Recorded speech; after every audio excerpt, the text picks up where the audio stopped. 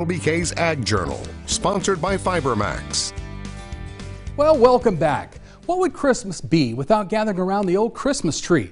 The symbolic use of evergreens, it dates back to ancient Egypt and Rome, but it was the German tradition of candlelit Christmas trees that made its way to America in the 1800s. In this week's Ag Journal, we visit with a family who used their farm to spread some traditional Christmas cheer.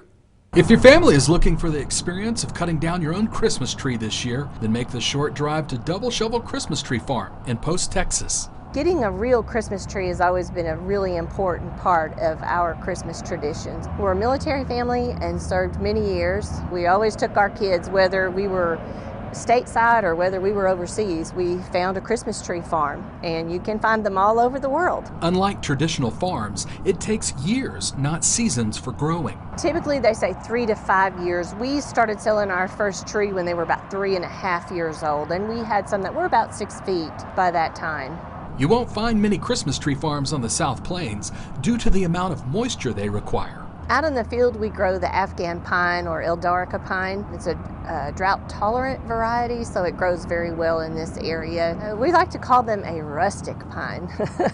So they have more space in the branches, you know, and they do allow you to see your ornaments. A lot of people like them for that purpose. Fraser firs are shipped in from North Carolina for those looking for a more traditional Christmas tree, but many families prefer finding one that was grown right here in Texas. One thing that we've been doing, experimenting a little bit with on the farm, is if they'll leave a little bit of the trunk up and we've got a couple of branches, we can usually get at least 1 or 2, and we've got one down there that we've got 4 trees that have grown off of it. So you can get a second growing off of them.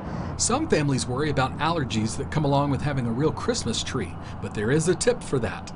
If you'll take a tree, whatever type of tree it is, if you will rinse it and then leave it outside, let it, of course not when the wind's blowing and going to fill it back up with stuff you're allergic to, but rinse it out, because these evergreens and the Afghan pine, they don't pollinate at this time of year. Usually what you're allergic to is what's held up in the needles. Christmas is a time to make lasting memories, and for the Webb family, they enjoy sharing these moments with others. There's nothing like bringing your family out and running up and down the fields and everybody's searching for that perfect tree, because everybody's got their own idea. To be a part of that and to give them that memory, for us that's a really important part. That's why we do it. Reporting for Ag Journal, Brandon Waits, KLBK News.